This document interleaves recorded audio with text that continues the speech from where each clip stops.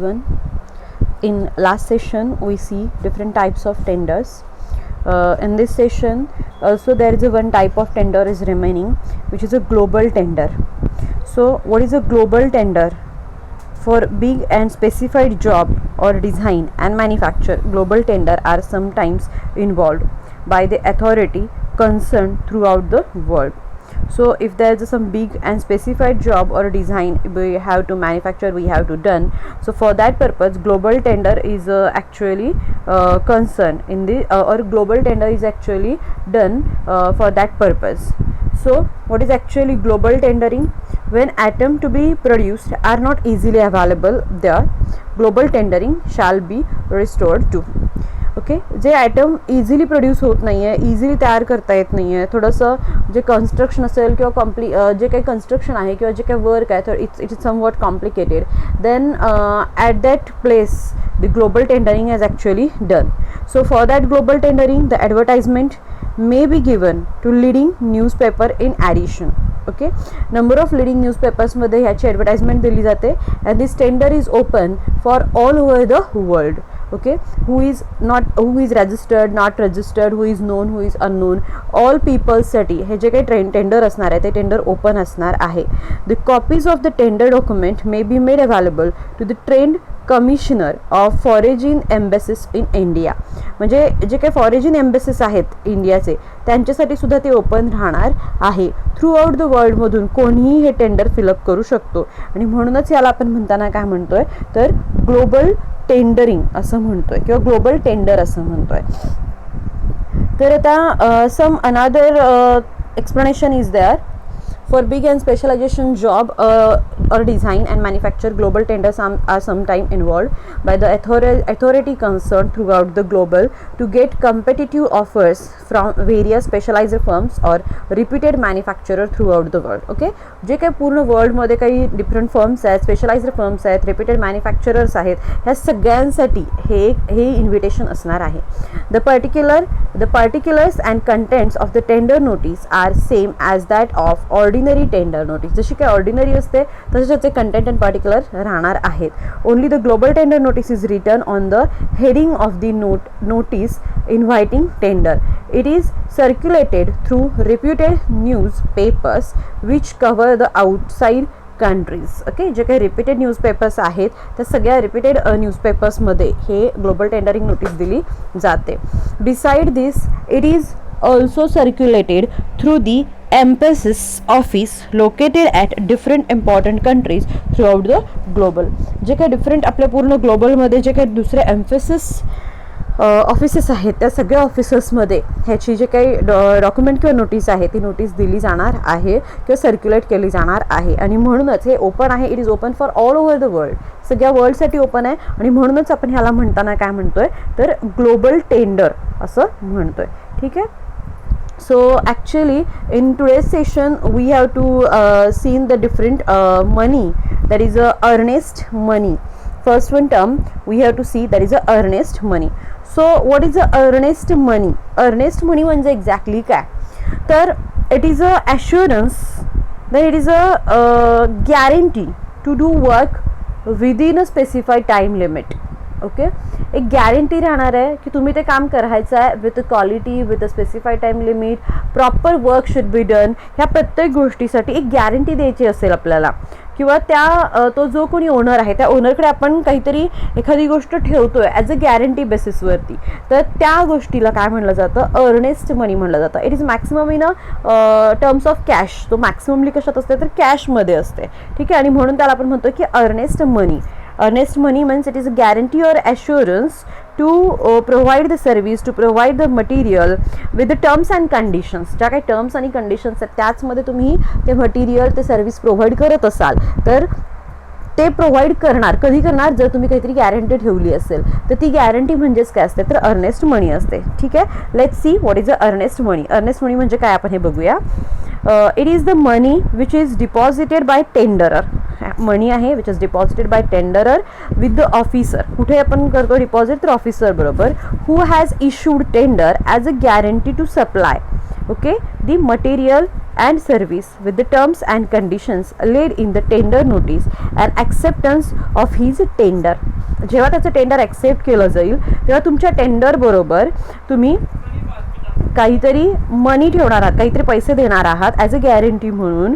कशासाठी? तर to supply the material service with the terms and conditions laid in a tender notice. ज्या काही tender नोटीसमध्ये terms and conditions आहेत त्या टर्म्स अँड कंडिशन्समध्येच तुम्ही तुमचा सप्लाय सर्व्हिस प्रोव्हाइड करण्यासाठी एक गॅरंटी ठेवताय तुमच्या टेंडर बरोबर. तर त्या गॅरंटीला, त्या मनीला आपण म्हणतोय earnest money. Okay, so this earnest money is back to the unsuccessful tender. म्हणजे ज्यांचं टेंडर सिलेक्ट केलं जाणार नाही आहे त्यांना ते रिटर्न दिलं जाणार आहे earnest money. Okay, and adjusted as a security deposit of the successful tenderer. आता सक्सेसफुल टेंडरर म्हणजे काय की ज्यांना आपण सिलेक्ट केलेलं आहे अशा टेंडरर्स जे काय आहेत त्यांचं ते जे काही अर्नेस्ट मनी आहे ते ॲज अ सिक्युरिटी डिपॉझिट म्हणून त्या ओनरकडे, त्या ऑफिसरकडेच ते ठेवलं जातं आहे. लक्षात आलं? म्हणजे अर्नेस्ट मनी जे लोकांचं टेंडर सिलेक्ट केलं जाणार नाही आहे त्यांना रिटर्न दिलं जाईल आणि ज्यांचं टेंडर सिलेक्ट केलं जातं आहे त्यांचा ॲज अ सिक्युरिटी डिपॉझिट म्हणून सेव्ह केलं जाणार आहे. अजून एक डेफिनेशन आहे अर्नेस्ट मनीची किंवा अजून एक थिंग आहे की ज्याच्यातून एक्सप्लेन होते what is earnest money. So earnest money it is an assurance in the form of cash. Okay, it is in the form of cash on the part of the contractor to keep open the offer for consideration and to confirm his intention to take the work accepted in his favor for execution as per terms and conditions in a tender. Okay, so टेंडरमध्ये दिलेल्या terms and कंडिशन्सनुसार तुम्ही तुमचं work करण्यासाठी जे काही guarantee ठेवताय किंवा जे काही अश्युरन्स देताय it is in the form of cash, it is non as earnest money. त्याला आपण काय म्हणणार आहोत तर अर्नेस्ट मनी असं म्हणणार आहोत. In case where a tenderer fails to commence the work awarded to him, त्याने जर काम कंप्लीट केलं नाही as per the tender terms and conditions, तर त्यावेळेस काय होणार आहे the earnest money is forfeited. तर फोरफिटेड म्हणजे काय तर त्याने तो गमावलेला असेल किंवा तो सबमिट केलेला असेल कोणाला टू द गव्हर्नमेंट. जे काही गव्हर्नमेंट असेल किंवा जो काही ऑफिसर असेल किंवा जे काही तुमची फर्म असेल त्या फर्ममध्ये काय केलं जाणार आहे ते अर्नेस्ट मनी जप्त केलं जाणार आहे. No interest is payable upon an earnest money to the contractor. कुठलाही इंटरेस्ट त्या अर्नेस्ट मनीचा कॉन्ट्रॅक्टरला मिळणार नाही किंवा दिला जाणार नाही. आता हा अर्नेस्ट मनी ॲक्च्युअली किती असतो किंवा किती असेल तेव्हा तो इन कॅश असणार आहे किंवा मॅक्स असेल तर तो कशा पद्धतीमध्ये फिलअप केला जाईल तर इथे आपण बघूया. Wien the earnest money is not more than 250, जेव्हा 250पेक्षा जास्ती नसेल it can be deposited in cash in divisional और सब डिव्हिजनल ऑफिस. जेव्हा तो 250पेक्षा जास्ती नसेल, ओके इथं दिलेलंच आहे 250 नसेल, 250पेक्षा मॅक्स नसेल त्या केसेसमध्ये तो काय असणार आहे it is in the cash which is deposited in a divisional or subdivisional office. And when it is more than, जेव्हा तो more असेल, ओके 250पेक्षा इथे दिलेलं आहे when it is more than 250 the contractor has to deposit the same in tertiary bank and to produce the receipt चलन with the tender. Okay, जेव्हा 250पेक्षा जास्ती असेल तेव्हा तो तुम्ही चलनमध्ये भरू शकता किंवा बँक चलन जे काही असतात डिफरंट त्याच्यामध्ये तुम्ही तो भरू शकता. ठीक आहे. The contractor may also deposit the same in the form of deposit at all receipt of a scheduled bank duly guaranteed by the Reserve Bank of India. म्हणजे जे काही रिझर्व्ह बँक ऑफ इंडियाचे वगैरे डिपॉझिट्स चलन असतात त्या फॉर्मॅटमध्ये सुद्धा तुम्ही ते भरू शकता. The amount of earnest money for work up to 5 lakh. आता तुमचं जर काम हे 5 लाखपर्यंत असेल, मॅक्स असेल, ठीक आहे, तर त्यावेळेस तो अर्नेस्ट मनी किती असतो तर it is at the rate 2% of the estimated cost subjected to. म्हणजे हा साधारण किती राहणार आहे तर 2% राहणार आहे of the estimated cost. Okay, तर तो मॅक्सिमम किती राहणार आहे it is maximum up to 20,000. साधारण 20,000 एवढा तुमचा अर्नेस्ट मनी राहणार आहे. Enlisted contractors of a department mostly deposit a fixed permanent security according to their classification and departmental rules which gives exemption from paying earnest money. ज्यांनी काही fixed permanent security असं काहीतरी fill up केलेलं आहे, deposit केलेलं आहे, त्यांना फक्त डिपार्टमेंटल रूलनुसार एक्झम्पशन मिळणार आहे Ernest मनीमधून. Earnest money of all contractor except the lowest 3 should be returned within a week from the date of opening the tender. Earnest money of all contractor except the lowest 3, जे काय lowest 3 आहेत त्यांचे सोडून बाकीच्या सगळ्यांचं earnest money return दिलं जात आहे.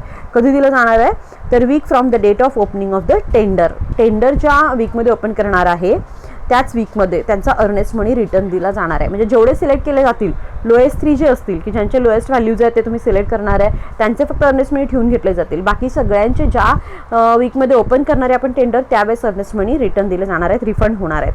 Earnest money of the second and third lowest tenderer should be return within 15 days.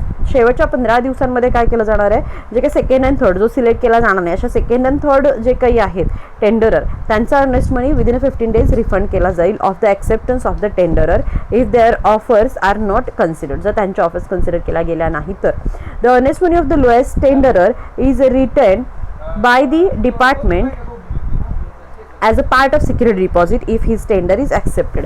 आणि जो काही लोएस्ट आहे सगळ्यात कमी रेटचं जर तुम्ही एखादा टेंडर ॲक्सेप्ट केला आहे तर त्याचा जो काय फक्त अर्नेस्ट मनी आहे तो तुमच्या डिपार्टमेंटमध्ये तसा स्टोअर्ड होणार आहे.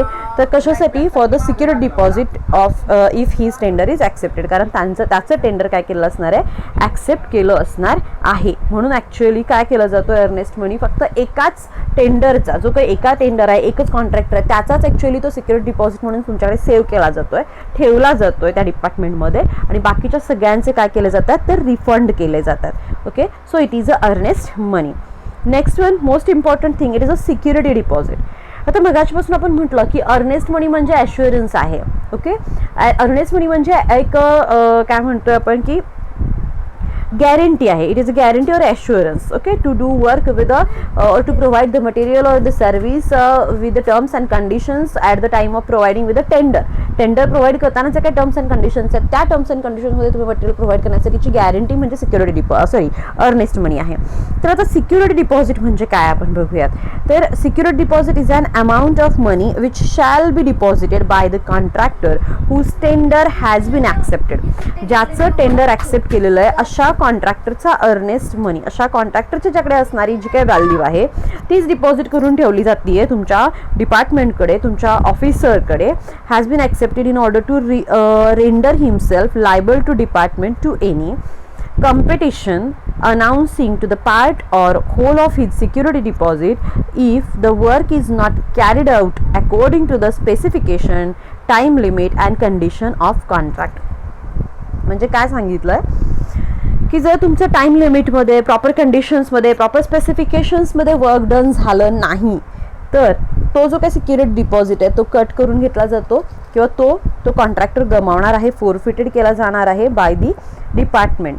म्हणजे हा सुद्धा एक ॲश्युरन्स राहतोय की तुम्ही तुमचं काम विदिन लिमिटमध्ये, विदिन टाईममध्ये, विदिन स्पेसिफाईड स्पेसिफिकेशन्समध्ये कम्प्लीट करण्यासाठी काहीतरी ॲश्युरन्स किंवा काहीतरी गॅरंटी त्या डिपार्टमेंटकडे कंटिन्युअसली ठेवत असाल तर त्याला आपण म्हणणार आहे सिक्युरिटी डिपॉझिट. ओके, पुन्हा सांगते, security deposit it is an amount of money which shall be deposited by the contractor. Okay, whose tender has been accepted.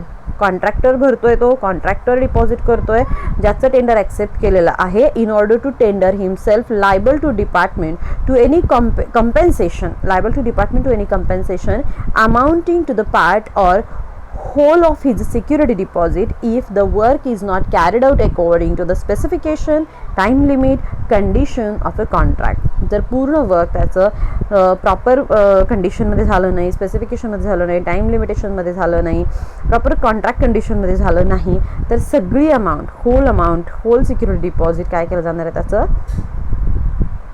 ते ॲक्सेप्ट किंवा काय म्हणतो आपण डिपॉझिट त्याने फोरफिटेड केलं जाणार आहे, फोरफिटेड बाय द गव्हर्नमेंट और फोरफिटेड बाय द डिपार्टमेंट.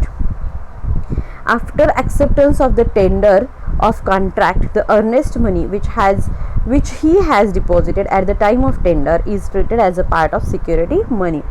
जेव्हा तुमचं टेंडर ॲक्सेप्ट केलं जाणार आहे त्यावेळेस तुमचा जो काही अर्नेस्ट मनी असणार आहे, जो काही तुम्ही ॲट स्टार्टिंगला टेंडर बरोबर डिपॉझिट केला होता तो earnest money it is treated as a security money. तोच ॲज अ सिक्युरिटी मनी म्हणून, पार्ट ऑफ द सिक्युरिटी म्हणून डिपॉझिट केला जातोय.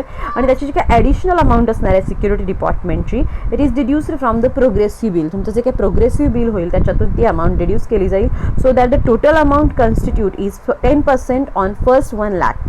टोटल अमाऊंट किती आहे तर 10% पहिल्या 1 लाखमधून घेतली जाईल आणि 5% ऑन अ नेक्स्ट बॅलन्स, तुमच्या नेक्स्ट बॅलन्समधून 5% ती अमाऊंट घेतली जाईल. Subject to maximum of 1 lakh only is deducer from the progressive bill. तुमच्या प्रोग्रेसिव्ह बिलमधून साधारण किती तर साधारण 1 लाखपर्यंत ती व्हॅल्यू डिड्यूस केली जाऊ शकते. म्हणजे अप टू 1 लाखपर्यंत सिक्युरिटी डिपॉझिट असू शकतो. The security deposit is refundable to the contractor after the prescribed mention period is over. तुमचा जो काय प्रिस्क्राइब म्हणजे एका महिन्यात जर तुम्हाला काम करायचं आहे तर तो प्रिस्क्राइब मेन्शन पिरियड आहे, त्यावेळेस जर तुम्ही काम कंप्लीट केलं तर तुमचा सिक्युरिटी डिपॉझिट तुम्हाला रिफंड केला जाणार आहे. In order to afforded relief to the contractor a percentage normally 50% of the security money is refunded for the portion of the work which has been completed and whose mention period is over. Okay, त्यांचा mention period over होतोय. Okay, काहीतरी number of टाईम्समध्ये त्याचं काम complete होतं आहे, 50% complete होतं आहे, तर यावेळेस पर्सेंटेजमध्ये तुमचा तो जो काही सिक्युरिटी डिपॉझिट आहे तो तुम्हाला कंप्लीट दिला जाणार आहे, रिफंड केला जाणार आहे. कंप्लीट वर्क झाल्यानंतर कंप्लीट सिक्युरिटी डिपॉझिट तुम्हाला रिटर्न केला जाणार आहे. ओके, आता नेक्स्ट वन काही आणखी इथे आहेत, दॅट इज रिटेन्शन मनी. आता रिटेन्शन मनी म्हणजे काय तर जी काय व्हॅल्यू तुमचं वर्क सॅटिस्फाईड झालेलं नाही आहे, तुमचं काम सॅटिस्फॅक्टरी झालेलं नाही आहे, तर तुमच्या टोटल व्हॅल्यूमधून काहीतरी व्हॅल्यू त्यांनी जप्त केली असेल तुमच्या सिक्युरिटी डिपॉझिटमधून, तर त्याला रिटेन्शन मनी असं म्हणणार. म्हणजे त्याला डिपॉझिटेड व्हॅल्यू असं म्हणणार, ते स्वतःकडे ठेवून घेतात तर त्याला रिटेन्शन मनी असं म्हणणार आहेत. Whenever claim for payment of sum of money arises out of or under the contract against the contractor, the engineer in charge is entitled to withhold and also to retain some or some sums in whole or in a part from the security deposit till finalization or adjustment of any such claim. समजा कॉन्ट्रॅक्टरने claim केला काहीतरी मनी वापस मिळवण्यासाठी, काहीतरी मनी return मिळवण्यासाठी. Okay, under the contract. Okay, त्या कॉन्ट्रॅक्टरने त्या कॉन्ट्रॅक्टच्या against काहीतरी क्लेम केलेला आहे, काहीतरी पैसे रिटर्न मिळवण्यासाठी. तो जो कोणी इंजिनियर इन्चार्ज आहे तो काय करतोय, it hold the sum of the money, काहीतरी part of money of security deposit, त्यातला थोडासा पार्ट काय करणार आहे तो होल्ड करून ठेवणार आहे, त्याच्याकडे ठेवणार आहे. कधीपर्यंत तर टिल द फायनलायझेशन, जोपर्यंत तुमचं काम कंप्लीट होत नाही, और adjustment of any such claim, अशा कुठल्याही क्लेमच्या ॲडजस्टमेंट होईपर्यंत किंवा तुमचा टोटल वर्क डन होईपर्यंत काही अमाऊंट त्या सिक्युरिटी डिपॉझिटमधली होल्ड करून ठेवतोय. And this value is nothing but the retention money. In the event of security amount being insufficient to cover the claimed amount, the engineer in charge is entitled to withhold and have lines to retain to the extent of such a claimed amount referred to above from any sum or sum found payable to the contractor under the sum contract or any another contract with the engineer in charge pending finalization or adjustment of any such a claim. म्हणजे तो फक्त काय करणार आहे, जोपर्यंत तुमचं काम होत नाही आहे तोपर्यंत ते फक्त ती व्हॅल्यू तो होल्ड करून ठेवतोय विथ होल्ड हिम. आणि जेव्हा काम कंप्लीट होईल, विथ प्रॉपर होईल, तेव्हा ती व्हॅल्यू रिटर्न देईल. आणि जर काम कंप्लीट नाही झालं तर ती व्हॅल्यू डिपॉझिट करून ठेवेल. आणि ती व्हॅल्यू जो तो होल्ड करून ठेवतोय त्याच व्हॅल्यूला फक्त रिटेन्शन मनी असं म्हणतात. आता next one most important point, it is liquidated damage. आता लिक्विडेटेड डॅमेज म्हणजे काय तर निर्धारित नुकसान. आता व्हॉट इज अ निर्धारित नुकसान म्हणजे काय म्हणू शकतो आपण. Liquidated damage is an amount of compensation payable by a contractor. म्हणजे हे पण अमाऊंटच आहे. Liquidated damage it is a amount of compensation payable by the contractor. म्हणजे कॉन्ट्रॅक्टरने भरलेली आहे to the government due to the delayed construction having no relation with the real damage. Okay, in case of there is any damage, in case of there is a delayed of the construction, म्हणजे त्यांनी तुम्हाला सांगितलं की एका महिन्यात काम complete करा आणि तुम्ही ते एका महिन्यात काम कंप्लीट करू शकला नाहीत. ओके, किंवा तुम्ही जे प्रॉपर टाईममध्ये काम कंप्लीट करू शकला नाहीत, प्रॉपर काय म्हणूया आपण की प्रॉपर स्पेसिफिकेशन्समध्ये, प्रॉपर रूल्स अँड रेग्युलेशन्समध्ये जर काम कंप्लीट करू शकला नाहीत तर तुम्ही काही कॉम्पेन्सेशन भरायचं आहे. कोणाला भरायचं आहे, टू द गव्हर्नमेंट. किंवा जर प्रायव्हेट फर्म असेल तर त्या प्रायव्हेट फर्मला तुम्ही काहीतरी कॉम्पेन्सेशन भरणार आहात, पे करणार आहात. आणि ते जे काही कॉम्पेन्सेशन पे करताय ते कशासाठी आहे, due to the delay construction, due to the no specific proper construction, due to the non-quality construction, and for that purpose you have to pay some amount for the compensation, and this amount is liquidated damage. ह्या अमाऊंटला आपण काय म्हणतोय तर liquidated damage म्हणतोय. म्हणजेच निर्धारित नुकसान. म्हणजे ते तुमचं ठरलेलं नुकसान आहे की तुम्ही जर हे काम प्रॉपर केलं नाहीत तर ते त्यावेळेचं तुमचं नुकसान असेल, तेवढी अमाऊंट तुम्हाला ती गव्हर्नमेंटला पे करावी लागेल. If the contractor fails to complete the work within the time prescribed in the tender. टेंडरमध्ये प्रिस्क्राईब केलेल्या टाईममध्ये तुम्ही जर काम करू शकला नाहीत, फेल झालात, then the contractor shall pay the government the sum stated in a tender as liquidated damage. तेव्हा कॉन्ट्रॅक्टरला पे करावं लागणार आहे, गव्हर्नमेंटला पे करावं लागणार आहे कॉन्ट्रॅक्टरला की काहीतरी some value that is a liquidated damage for such a default and has to pay a penalty for every day for the excess period taken between the date of completion specified in the tender or the extended time as the case may be and the date of actual completion of work. म्हणजे जोपर्यंत तुमचं काम complete होत नाही त्या प्रत्येक वेळेचं म्हणजे 6-7 दिवस तुम्हाला एक्स्ट्रा लागले तर प्रत्येक एव्हरी डेला तुम्हाला किती पेनॅल्टी चार्जेस त्या गव्हर्नमेंटला भरावे लागणार आहेत as a liquidated damage. Okay. The payment or deduction of such a damage shall not be relieves the contractor from his obligation and eligibility under the contractor from his obligation and liabilities under the contract. Okay, the payment or deduction of such a damage shall not be relieves the contractor. हे कॉन्ट्रॅक्टरला relieve करत नाही आहेत from his obligation and liabilities. त्याचं जे काही obligation liabilities त्याला हे भरावंच लागेल, त्याला ह्याच्यातून कुठलाही रिलीफ मिळणार नाही आहे. ह्या ज्या काही पेमेंट व्हॅल्यूज आहेत, हे जे काही पेनॅल्टी आहे, हे जे काही डिडक्शन आहे, हे त्याच्या व्हॅल्यूजमधून ऑलरेडी होणारच आहे. So it is a liquidated damage. So next one, most important thing, which is a centralized and decentralized purchasing. So what is a centralized and decentralized purchasing? In differentiation we see purchasing. What is a purchasing? What is the objective of purchasing? Purchasing means what? To buy something, to buy goods, services. Okay. So it is a purchase, त्याला आपण purchase म्हणतोय. मग हे purchasing कसं होतं आहे तर 2 फॉर्मॅटमध्ये होतं आहे, एक तर सेंट्रलाइजमध्ये होतं किंवा डिसेंट्रलाइजमध्ये होतं आहे. मग आता सेंट्रलाइज पर्चेसिंग किंवा डिसेंट्रलाइज पर्चेसिंगमध्ये काय डिफरन्स आहे तर in organisation having many production department. Okay. एका ऑर्गनायझेशनमध्ये डिफरंट प्रोडक्शन डिपार्टमेंट्स आहेत which are suited at a distance place, which are situated at a distance place. वेगवेगळ्या डिस्टन्स प्लेसमध्ये ते सिच्युएट केलेलं आहे. It may be important issue to decide whether for the purchasing of all the production it is at a central leader. म्हणजे सगळं purchase डिपार्टमेंटचं जे काही purchase आहे ते सेंट्रली होत असेल, एका सेंट्रल डिपार्टमेंटमधून किंवा एका सेंट्रली प्रोडक्शन डिपार्टमेंटमधून होत असेल, it should be only one purchase department. त्यामुळे त्याच्याकडे फक्त काय राहणार आहे तर एकच परचेस डिपार्टमेंट राहणार आहे. म्हणजे एक फर्म आहे, त्या फर्ममध्ये डिफरंट प्रोडक्शन डिपार्टमेंट्स आहेत, पण प्रत्येक प्रोडक्शन डिपार्टमेंट जे काही सिच्युएटेड केलेलं आहे ते प्रॉपर डिस्टन्समध्ये आहे. आणि अशा केसमध्ये ह्या सगळ्या प्रोडक्शनसाठी लागणारं जे काही पर्चेसिंग ऑर्डर आहे, रॉ मटेरियल आहे, हे एका सेंटर पर्चेसिंग डिपार्टमेंटमधून मागवलं जात असेल, ओनली वन परचेस डिपार्टमेंटमधून मागवलं जात असेल किंवा और इच प्रोडक्शन सेंटर किंवा प्रत्येक production centre there should be one purchase department. म्हणजे एक प्रोडक्शन सेंटर आहे त्याचं स्वतःचं परचेस डिपार्टमेंट, दुसरं प्रोडक्शन सेंटर आहे त्यांचं स्वतःचं परचेस डिपार्टमेंट. म्हणजे ह्या 2 पद्धतीमध्ये पर्चेसिंग होईल. एक तर काय केलं जाईल, 10 डिपार्टमेंट्स आहेत, 10 डिपार्टमेंटमध्ये 10 काहीतरी प्रोडक्शन होत आहे, तर ते 10च्या 10साठी लागणारं रॉ मटेरियल एका कुठल्या तरी डिपार्टमेंटमधून मागवलं जात असेल किंवा प्रत्येक 10 डिपार्टमेंटमध्ये स्वतःचं डिफरंट परचेस डिपार्टमेंट असू शकतं. ठीक आहे. अशा 2 टाईप्स आहेत. Upon the following design shall be primarily depend. मग काही दिलेल्या गोष्टींवरून हे सेंट्रलाइज आणि डिसेंट्रलाइज आपण डिपेंड करू शकतो की कशावरती सेंट्रलाइज आणि डिसेंट्रलाइज डिपेंड आहे.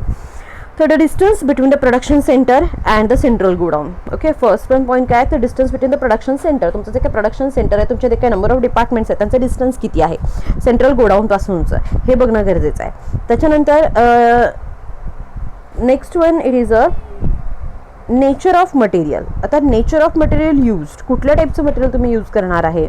मग whether it is a bulky, heavy,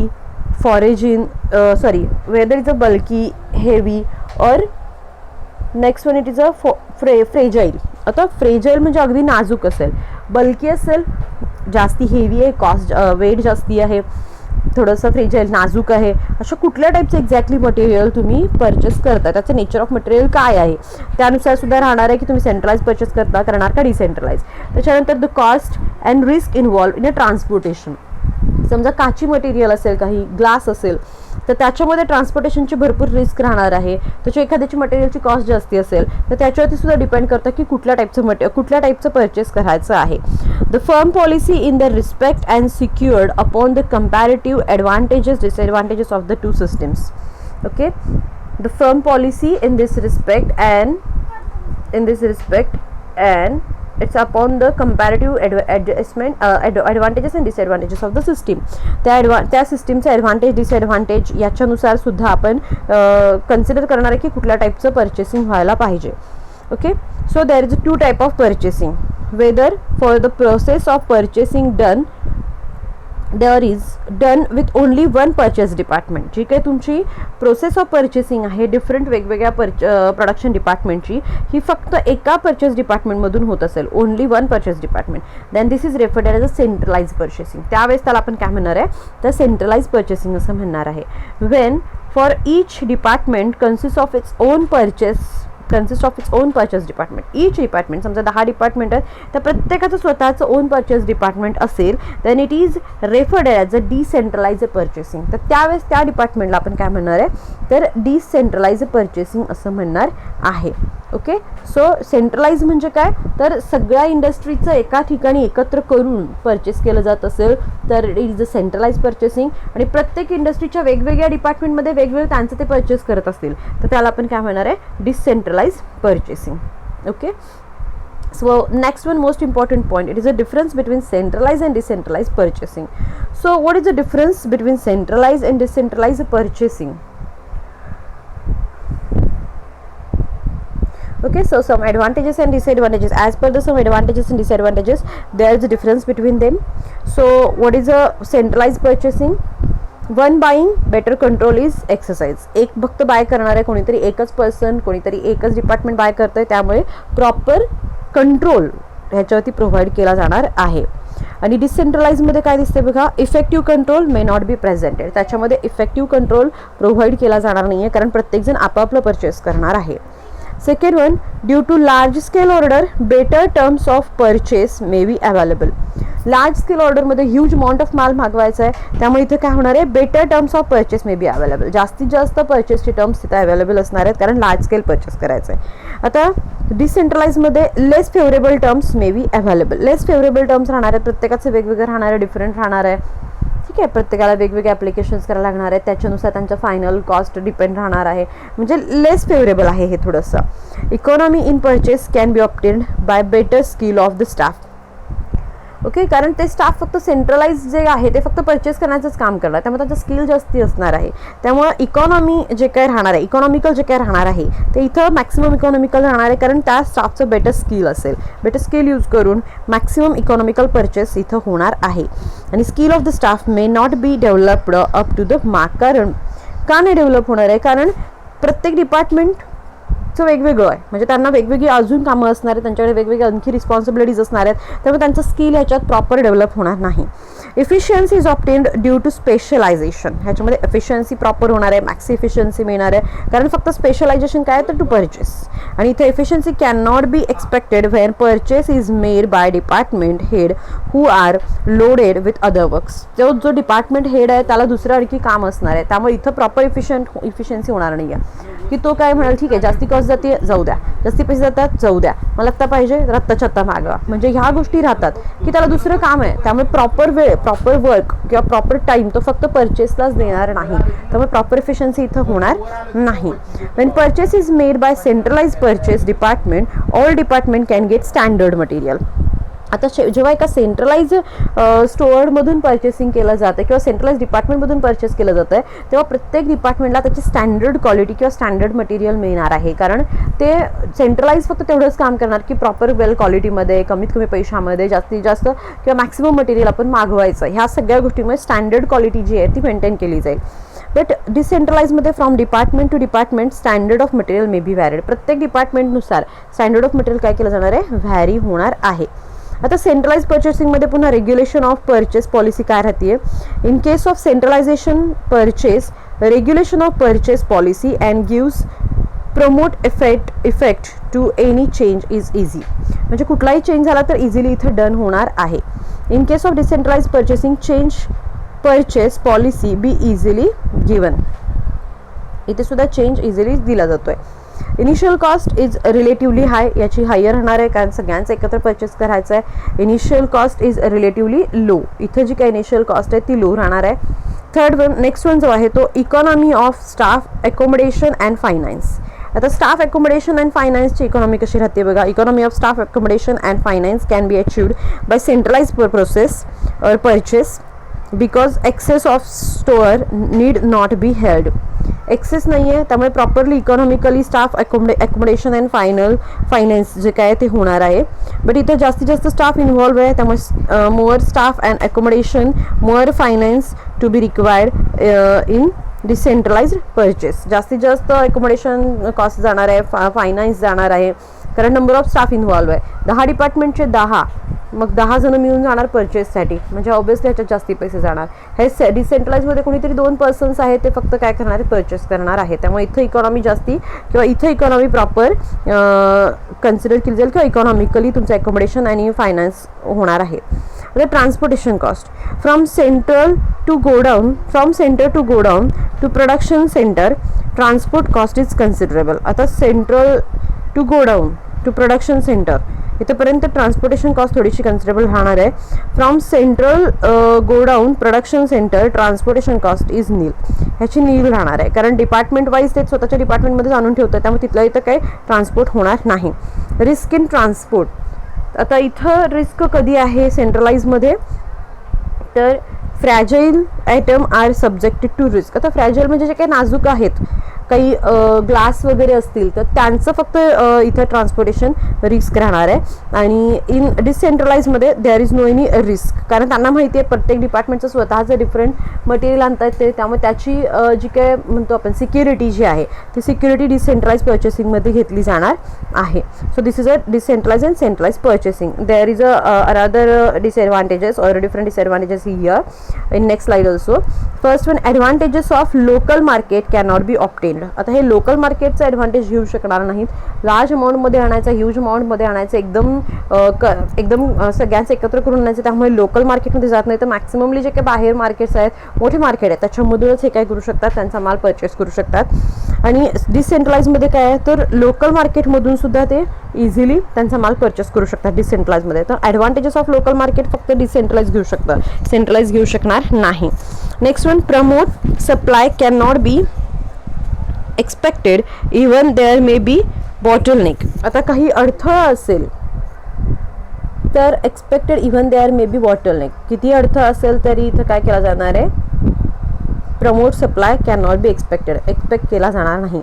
आणि promote supply without bottleneck is there, bottleneck नसताना सुद्धा प्रमोट सप्लाय प्रोव्हाइड केला जाणार आहे. एक्सपेक्टेड आपण म्हणतो ना एक्झॅक्टली जो सप्लाय आहे तो इथं डिफरंट वेगवेगळे अर्थ येणार त्यामुळे एक्झॅक्ट सप्लाय होऊ शकत नाही, इथं एक्झॅक्ट सप्लाय होणार आहे. ठीक आहे. आता centralize for favouritism central supply may some time be criticized and also misunderstanding between production center and the central purchase department may be there.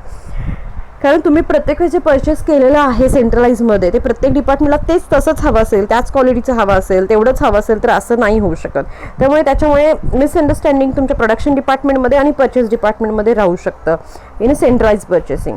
In decentralise purchasing the chance of mistake are absent, याच्यामध्ये mistake होणार नाही आहेत कारण प्रत्येक department wise ते स्वतः purchase करणार आहेत. So there is a chance of misunderstanding are absent. Next one, in centralized purchasing more working capital even sometime unnecessarily are blocked, more working capital are required, unnecessarily blocking of working capital may be avoided. इथे कुठेही blocking होणार नाही, unnecessarily blocking होऊ शकत नाही. ठीक आहे, कारण जेवढं रिक्वायर्ड आहे जेवढं पाहिजे तेवढंच कॅपिटल लागेल. इथे जास्तीत जास्त सेंट्रलाइजमध्ये एक्सेसिव्ह लागेल आणि डिसेंट्रलाइजमध्ये जेवढं मटेरियल रिक्वायर्ड आहे तेवढंच कॅपिटल लागणार आहे. आता some applications of centralize and decentralize. Centralize purchase is suitable where, आता कुठे सुटेबल्स आहेत.